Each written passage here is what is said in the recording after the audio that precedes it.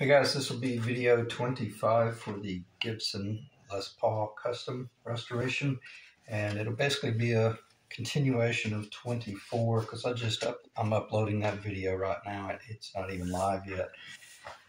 So I'm going to start back up with the list, and I'm going to read back through it just to make sure that I didn't omit anything.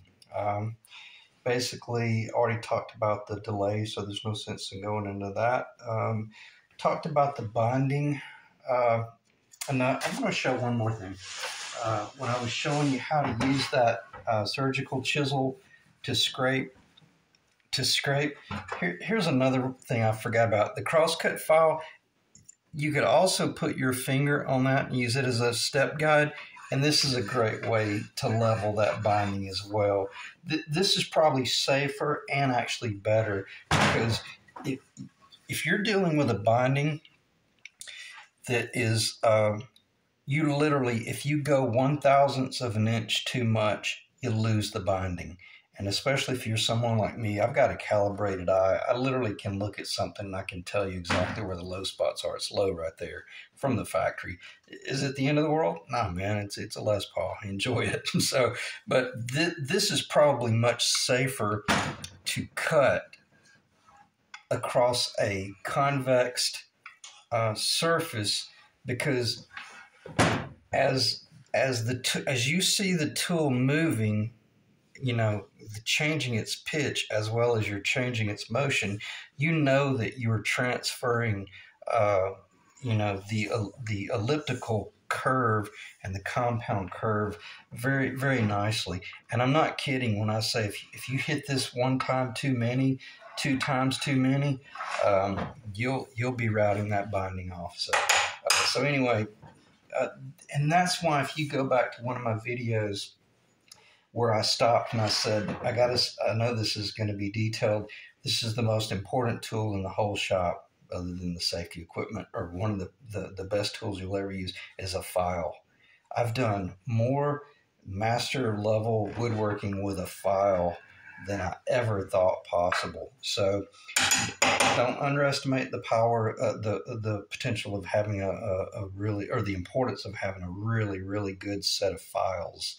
And I mean, I probably have 10, if not 12 different files. Some were my grandpa's, some were my dad's, some I found at pawn shops. And, you know, in a good file, I think I paid $17 for these, each one of these. So they're not cheap, but an incredible tool. All right, let me stop before I start digressing here. I thought that was important because when I looked, I didn't look back at that video yet, but I got to think, I thought, that's working with a chisel like that with your finger right under it, and that's a little dangerous, and also not so much from hurting yourself, but damaging your project, because we're at a point right now where the getting killed eating a candy bar could not be more prevalent or more important than right now. We got to be extremely careful in every move we make. So let me get this stuff off the table, and then, but I did want to cover that because it's pretty important. And then get back to the list here. No sense reading about the router depth, the tools, chisels. So I feel good I covered that. And the only thing I did not cover is, no sense showing razor blades. You can end the job. Your utility blades. You're just with your finger. That's an incredible way. Just using your finger as the depth gauge, you can come across that and you can change the world with a utility blade. All right, so enough about the binding. And I honestly can't think of anything about the binding that I should discuss other than do not practice doing binding on your project. If you've never done binding before, you will literally, it's the most insane thing how quickly it can get out of hand.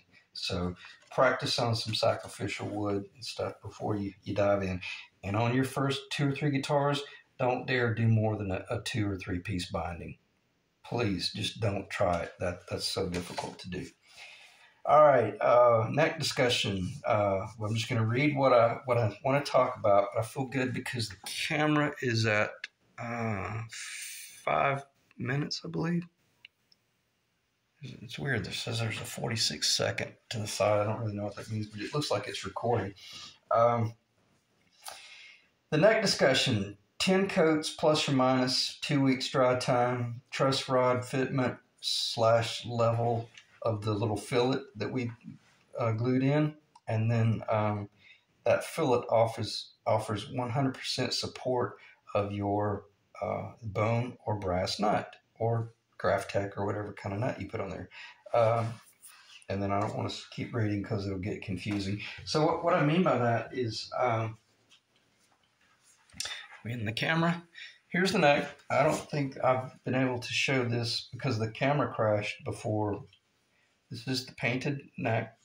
I think this is about 10 coats. When I say coats, extremely thin.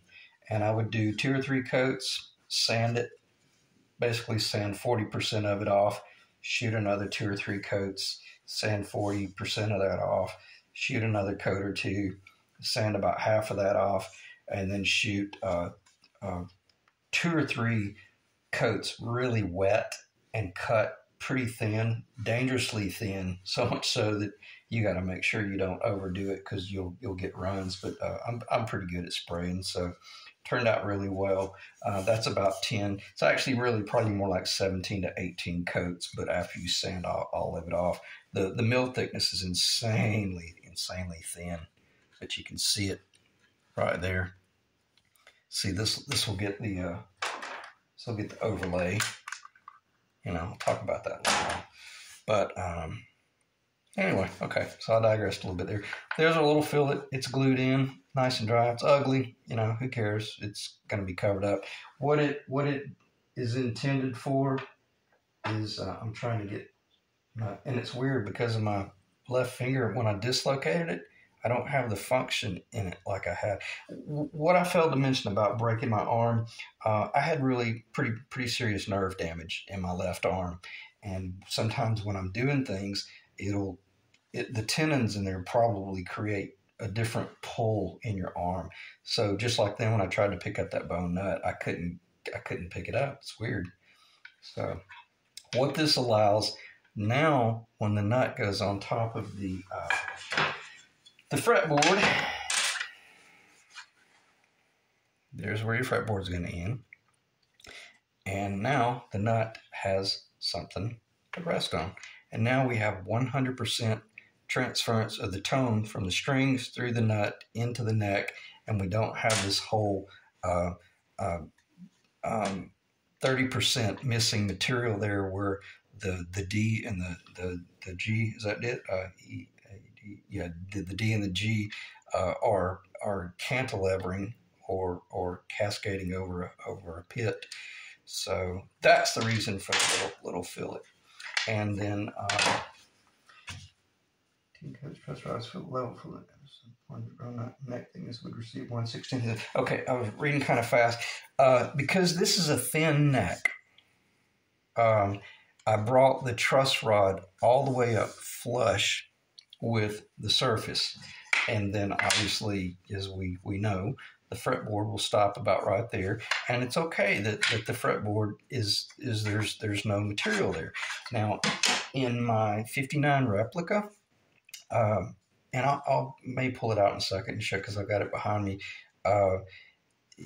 That my neck is much thicker. My neck is probably about an 1/8 inch thicker. It's a monster. It's right at about 1 inch thick at the first fret.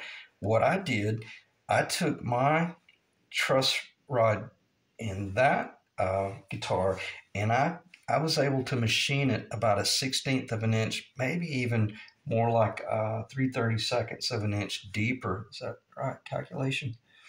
A little bit more than 1/16 deeper.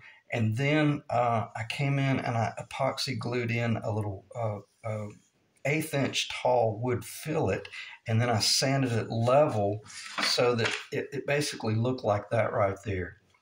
And then you could see the truss rod channels, sticking adjustment nut area sticking out. But then when you glue when you glue the rosewood or ebony onto the surface, now I'm making 100% glue contact onto a solid wood surface. If this client had have said, "Hey man, I want the 50s big fat thick neck," then I would have routed this. I'm so glad I got to bring this full circle, because I should have mentioned this in one of the very early neck construction videos, and I didn't get to, and it kind of haunted me because I realized, oh man, that's so important to let people know why I flushed it out. It's because I didn't want to route any deeper. Why? You know, because of that right there. There's literally no material left in that neck. Not making fun of, oh, there we go. It's barely even 1/8 of an inch thick. So, I didn't want to risk creating the same potential hazard with this neck. And with this truss rod being so thin, only 3/8 of an inch deep, it allowed me to leave a lot of mass in there. And from a tonal standpoint, that's going to be incredible. And from a structural standpoint, it's definitely a positive as well. So I'm kind of digressed a little bit there, but on my, let me just show it.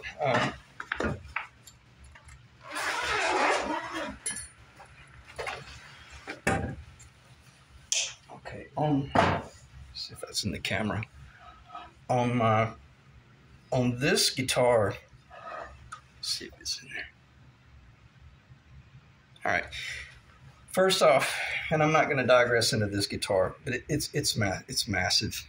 You've already seen this neck. It's about 1 inch thick right here. And not only is it 1 inch thick, but my fretboard on this guitar is almost 5/16 of an inch thick. Massive. It's more like almost like a violin or a cello, where the ebony is really, really thick. But you see how my truss rod, let me see if that shows. Yeah, that looks like that's showing. The center of the truss rod is lower. This is a great comparison if that will show.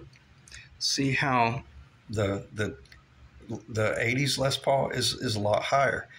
So anyway, I just wanted to show that, because what I'm saying is under this fretboard is solid wood surface. Why? Because I wanted solid wood surface. I wanted it to be as close to historically accurate as possible, because in the old guitars, they would have routed out a curved channel, put a rod in there, and then they would have glued in a fillet, and that would have forced that rod into that pre-curved position, and then they would have sanded all that level, then glued the fretboard on top of that. So that kind of, I think that explains why I did not do it on this neck. And I apologize if I went all over the world there, but is it a problem? Absolutely not. No, man, we've still got an incredibly, we got a 1/4 inch thick fretboard. Why? Because it's identical to what was specified on this guitar. And I'm going to digress a little bit, but the client on the very front end, when I first started talking to this guy, man, he knew exactly what he wanted, and it was really cool. And if I asked him a question, I got a response immediately. And I would ask him fairly technical questions. Boom, he didn't hesitate. And he's like, no, he really wanted to keep it this, that, and the other. And that's why I didn't dare risk us getting on the road to El Dorado and making suggestions, because I was so impressed by his preparation and knowledge of what it was he truly wanted. Man, I wanted to make sure I delivered it. And that was the only thing that I was a little cautious about presenting to him, that, hey man, if you're cool, let's just go with this modern truss rod, and it'll allow, he didn't really understand any of that stuff, but I was able to explain it in such a fashion that he knew that we were going to deviate from historical, but because it was a good thing. So anyway, no sense in showing that anymore. This one's turning out really good. Got a deep carve on it, and it's pretty cool. It's got the 20, that shows, it's got the 24 frets. It's bizarre. I'll show this sometime later on another video, but it turned out really good. And yeah. Now that we're talking about necks, let me just stick it up here. So that's where I talked about working that down the heel. Let's see if I gotta make sure I don't drop it. Remember how massive it was and how fat it was and all chunky and this, that, and the other? I worked a lot of it down and turned out really good. All right, I'm going to put it away before I start talking about that too much.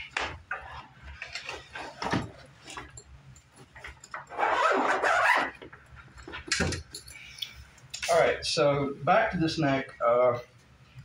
I think I drove that home. That's the reason that the rod is flush. Now this gets epoxied over that, and all's well.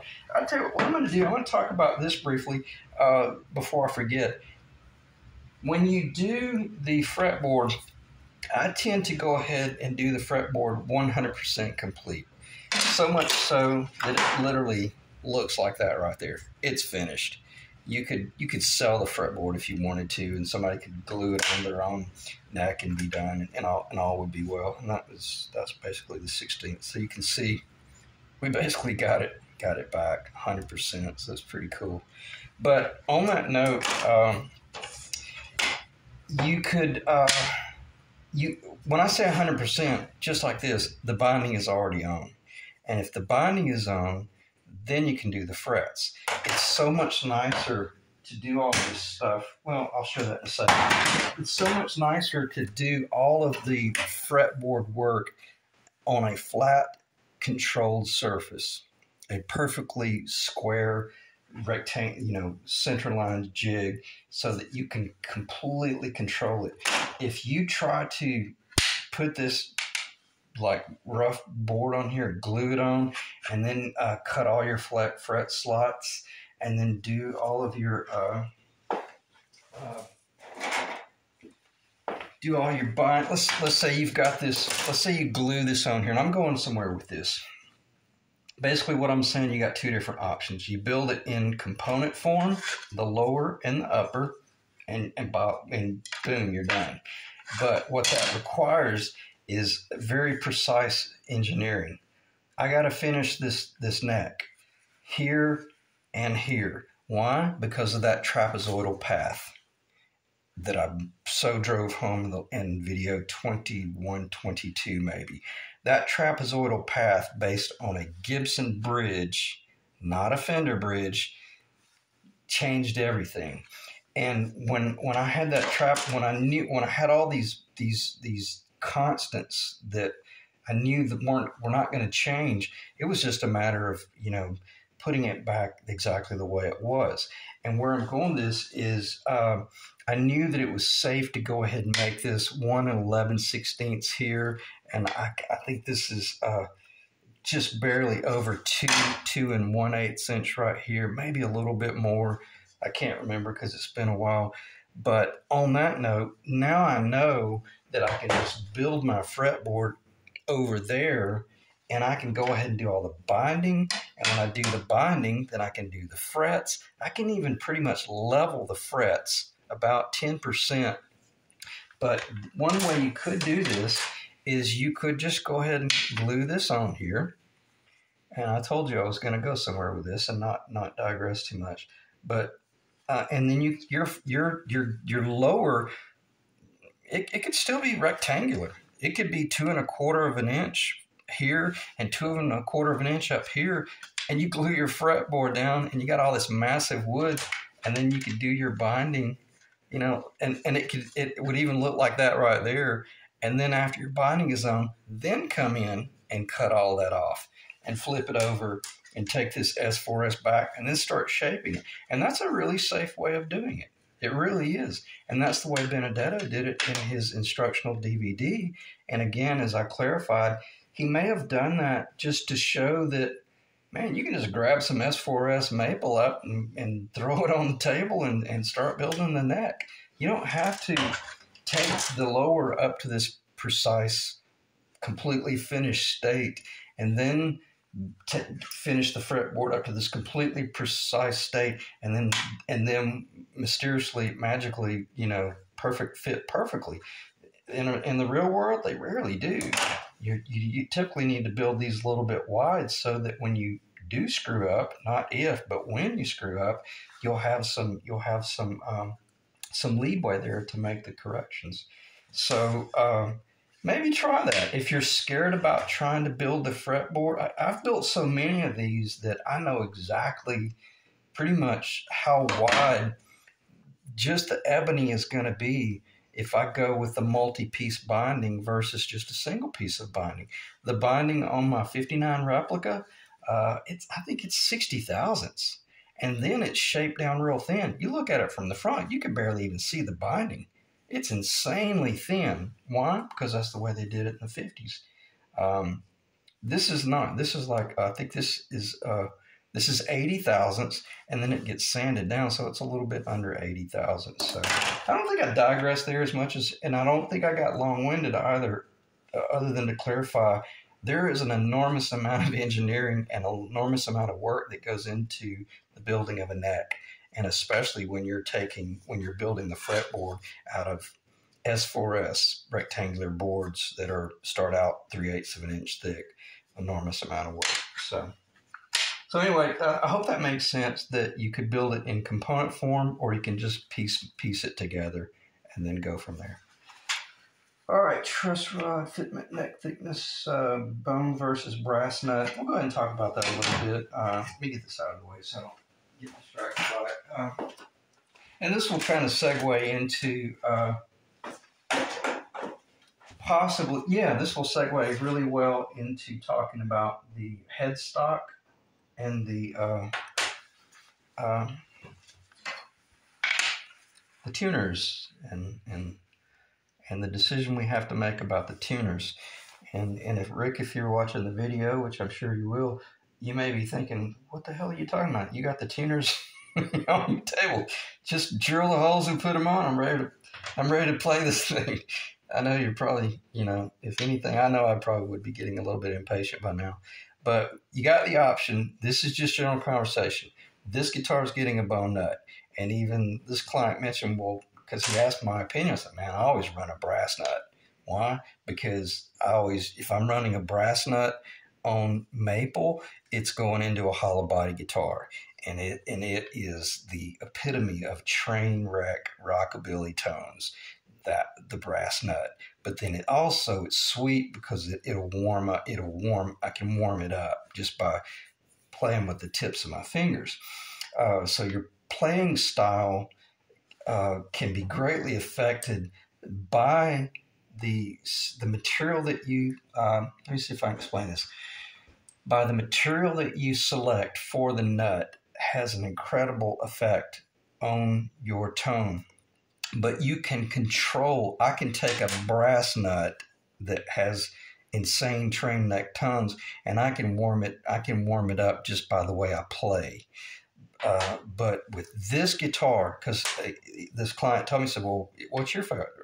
I like the brass nut. He said, well, why don't we just go with the brass nut? I was like, no, I may sound like I'm contradicting myself. Let's make sure that we go bone nut on this guitar. Why? Because it's historically accurate. They would have put a bone nut or possibly a Graph Tech type nut on this guitar. And why? This is a maple neck on a solid mahogany body. If you put a brass nut on this guitar, it would probably be way too shrill, especially if you're doing like guitar picking with a thin pick. It could be a really difficult instrument to control. The bone nut is far, far more forgiving and is going to produce beautiful, beautiful tones through the maple and the mahogany combined. And that when I start thinking about these things right here, to me, this is where the true sound really gets, I'm going to use the word refined. And I can't think of a better word to use other than this is where you really start refining the tone. Would I go with a brass nut on this guitar? No. Would I go with a brass nut on this guitar if we had have gone with an all Honduran mahogany neck? Maybe. I may would have done that because the mahogany on the mahogany could have potentially been a little bit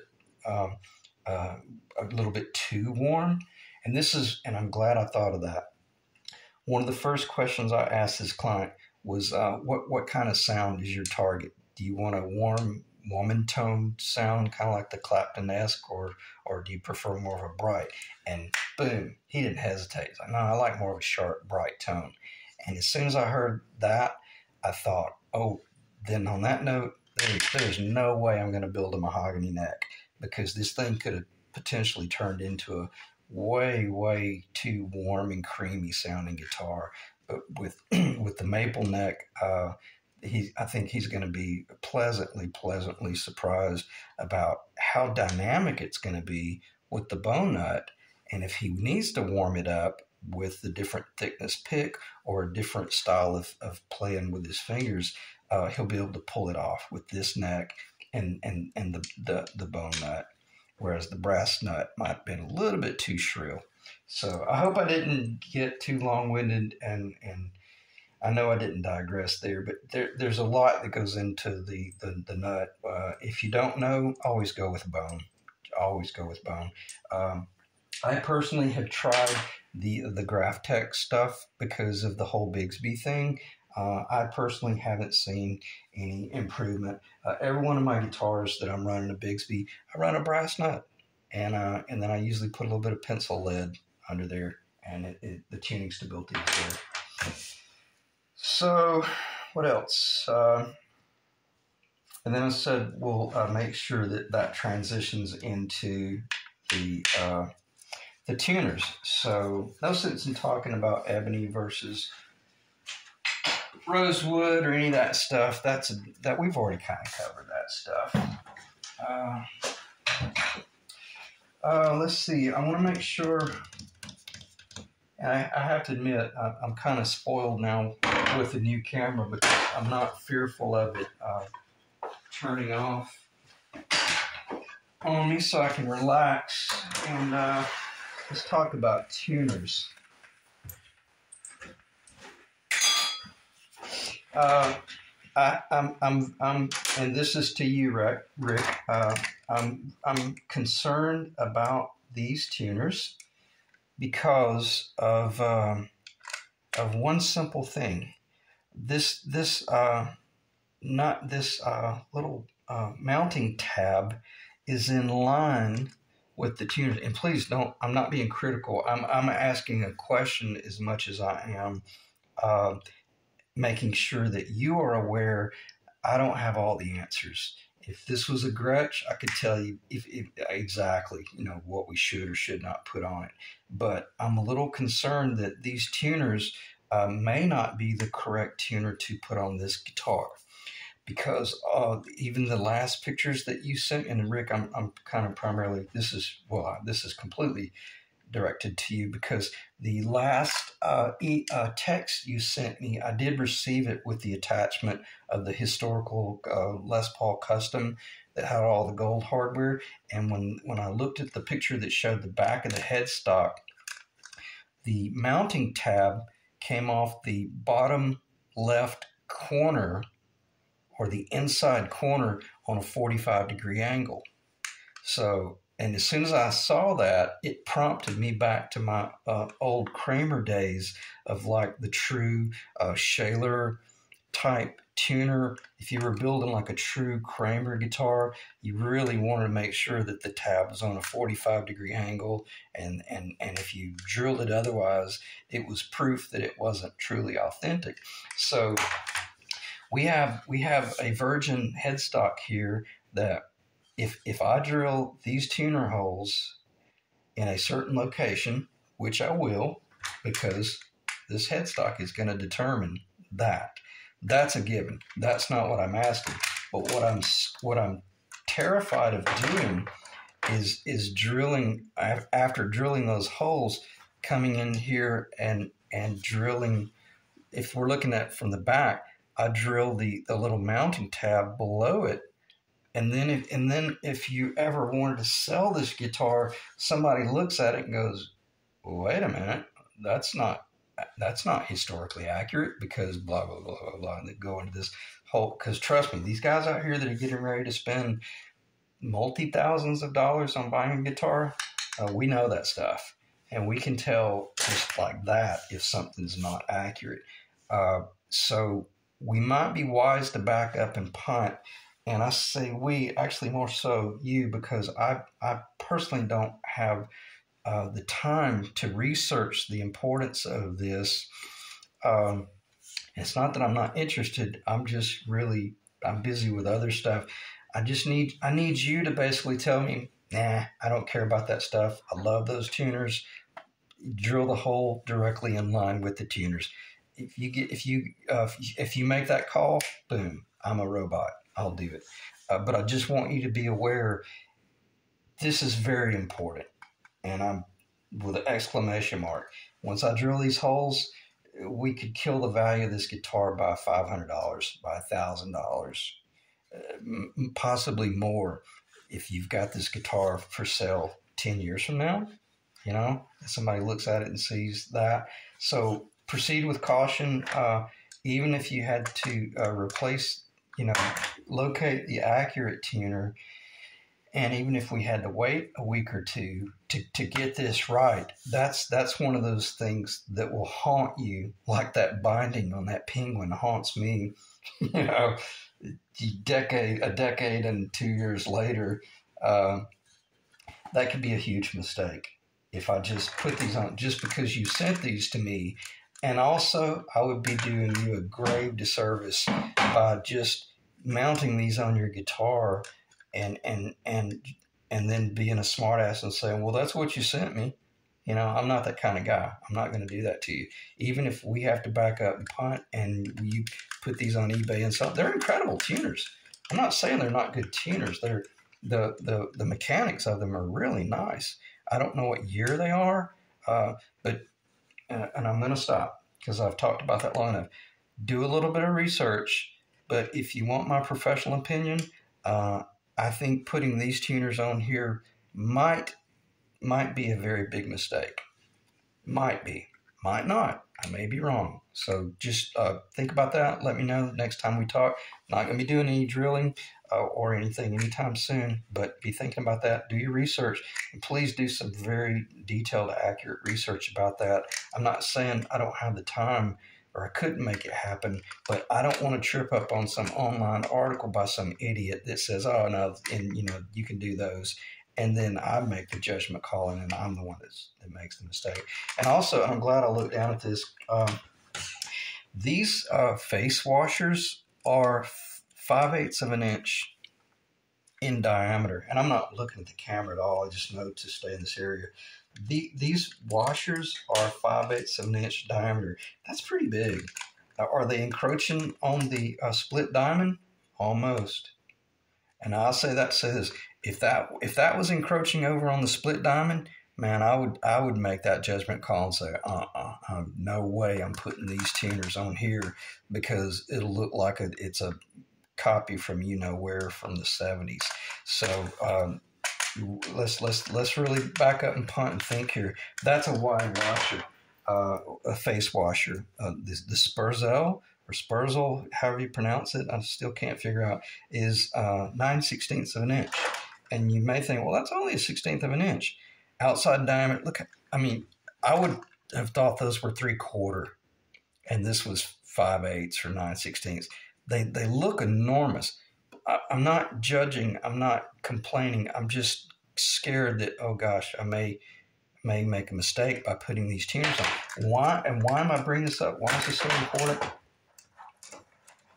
The diameter of the Les Paul Custom, and see, because I don't have the original headstock, I can't assess this.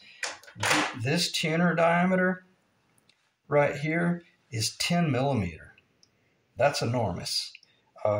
This is 3/8 of an inch on the Spurzel, that little button right there. So on my vintage Gretsch here, well, you can see. Well, here we go. Perfect example. Maybe this will go through. Yeah, that'll fit through. See how out of place that looks on this headstock? That'd be a major mistake to put that type ferrule and face washer on this guitar. And I even went with the black to try to tone it down a little bit. But where I'm going with this is I'm not saying, hey, I'm not going to put these on. It's not my guitar. It's not my call. And I'm not being a smart, you know what. I'm just saying, let's really think about this stuff, because where we are, I want to make sure that we don't make a mistake. Yeah, what I was going to say, 10 millimeter. See, this won't, and this is something I probably should not have done. You know, this was the original small size, but I cut them out to accept this Spurzle, and this tuner, it'll almost go through that one, but it's tight even in that. So just do a little bit of homework and let me know what you want to do, and I'll leave it at that. But see, that won't even go through that. So if I glue this on the headstock and then I drill that size hole, or I route that size hole, it's still going to have to be enlarged on the back to fit properly. So I hope it doesn't sound like I'm complaining, because I'm not. I just want to make sure that I don't make a huge mistake here on the end. Why? Because I'm not a Gibson aficionado. I know enough about what we've done so far that I haven't done anything in fear. Let's put it that way. So, but now I'm at a point to where my ego's in check, and I'm going to trust someone else to make that decision. Okay, tuners, last chance. Not sure these are Les Paul custom equivalent. So verify that whole 45-degree tab versus the inline tab. Every picture / documentation I've seen, the tuners mount off the inside center at a 45-degree. And I'm repeating what I just went over, not in line with the tuner location. And when I say every picture, every search that I've done for an 80s Les Paul custom, and I was fortunate enough to get a picture of the back of the headstock, every picture I saw, they were on a 45-degree. So that pictures typically don't lie.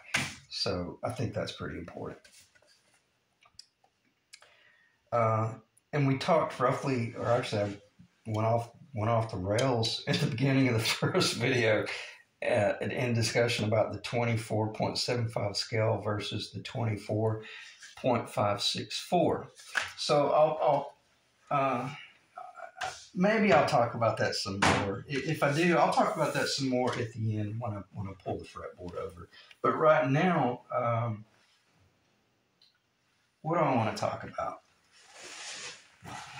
Maybe just let's think of the time. Already at 37 minutes. Man, I wish I had my old camera back that would just shut me off for talking too much. Okay, I'm going to end the video there, because really there wasn't anything else I wanted to talk too much about. And I've already covered the scale length.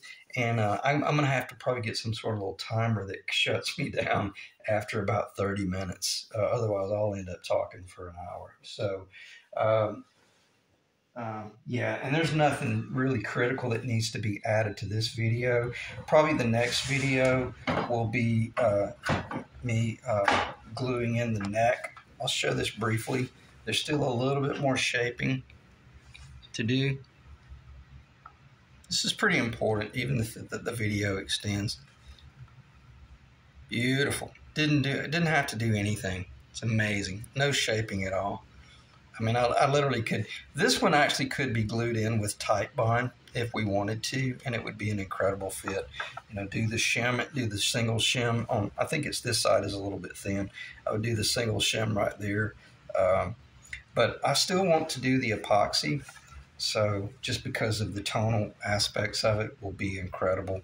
But this looks good. Let me see if I can pull it back in the camera a little bit. I'll just kind of carry it through the camera and you can see the headstock angle. Let's see, let me just get behind the camera. Yeah, man, that looks great. Classy, classy. Very sexy.